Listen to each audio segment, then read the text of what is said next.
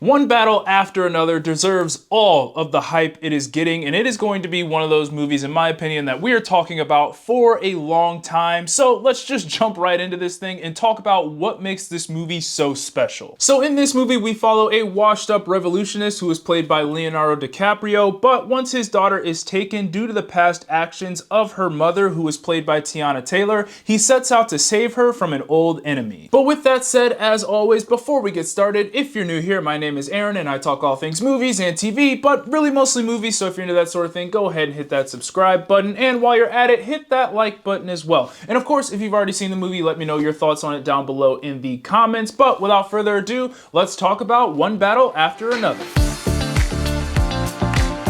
Jumping right into the good, and the first thing I have here is that there wasn't a bad performance in this movie. Everyone that was in this film did their thing and brought their A game. Leonardo DiCaprio did what you expected him to do. He plays this dad who is just consumed by his own anxiety and the safety of his daughter due to what he did in his past as a revolutionary. But as this movie goes on, you figure out that he's really not all that good at being a revolutionist outside of making bombs, and that just kind of makes his performance that much more funny and entertaining. Overall, it was a really entertaining performance, and watching this guy who really isn't all that great at anything try to find his daughter, especially during some of these phone calls that he had during the movie, was just pure cinema. But speaking of his daughter, she was played by Chase Infinity, and she deserves all the praise and more for what she did in this movie. This was my first experience with her, and what makes her performance even more impressive is that this was her first movie. So the fact that she was able to stand out in a cast with this type of star power in a Paul Thomas Anderson movie is just insane. I think her character could have easily fallen into that trope of being a damsel in distress, but that wasn't the case in this movie. She was very capable, fierce, and that all tied back to her mother, who was played brilliantly by Teyana Taylor. And even though Teyana didn't get much screen time in this movie, her presence was felt throughout this entire movie. She was that centerpiece that kind of made all the events go in this thing. Then we have our villain, Sean Penn, who does a great job at making you hate probably one of the weirdest characters I have ever seen on screen. He had so many tics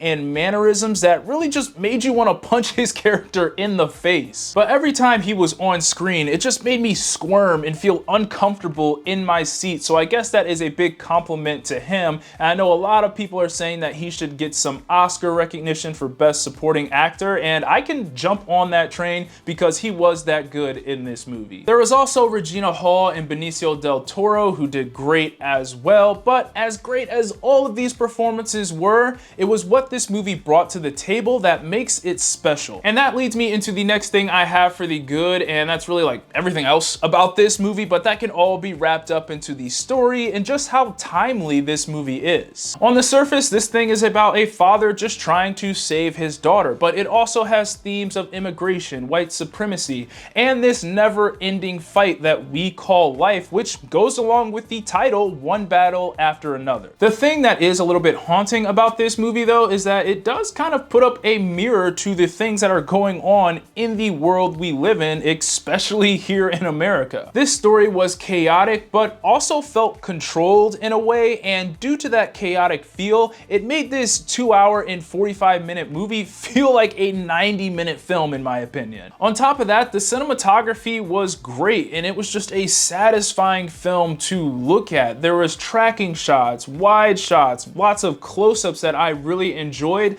and let's just say you could tell that this was a PTA film. I saw this movie in a normal IMAX at an AMC, but I have a 70mm theater literally right down the street from where I live, and I need to see it in 70mm so I can truly appreciate the cinematography in this movie. I mean, my favorite scene in this movie was a car chase, and if you've seen the movie, you know exactly which scene that I am talking about, but it was just such a simple scene, but because of the way it was shot, it felt extraordinary. On top of that, we had this amazing score going in the background, and it just made for such a memorable scene. I really don't even know how to put that scene into words. I hope I'm not overhyping it, but it really was one of those scenes where I was sitting there like, wow, this is exhilarating to watch. But the last thing I want to mention here before I move on to the very brief so-so and bad sections of this movie is that this was a pretty funny film. I laughed a lot more than I thought I would at this movie. As much as this movie does hold up a mirror to our society, it also poked a little bit of fun at it as well with some dark humor, and I enjoyed that. It was just nice to laugh at some of these absurdities in a time where it feels like we're all walking on pins and needles. But this humor was well timed and just fit so naturally into this movie in my opinion, and that is the best type of humor that you can have in a movie. Getting into the so-so, and the only thing I have here is that there was a certain plot point that I was able to clock pretty early on in this film. Thankfully, this movie didn't use it as like this big reveal at the end of the movie. It was revealed about halfway through, and then a bunch of stuff happened after that, so it didn't necessarily ruin the movie for me. But I guess the good thing about this reveal is that in typical PTA fashion, I had no clue where this movie was going to go after that because I expected that reveal to be at the end of the movie. However, there is a little tiny part of me that wishes that reveal was just a little bit more of a surprise, like a lot of other things that happened in this movie. And finally, getting into the very brief bad about this movie, and this is really more of a me thing, but I would have liked to learn a little bit more about the why behind these revolutionaries and just a teeny bit more background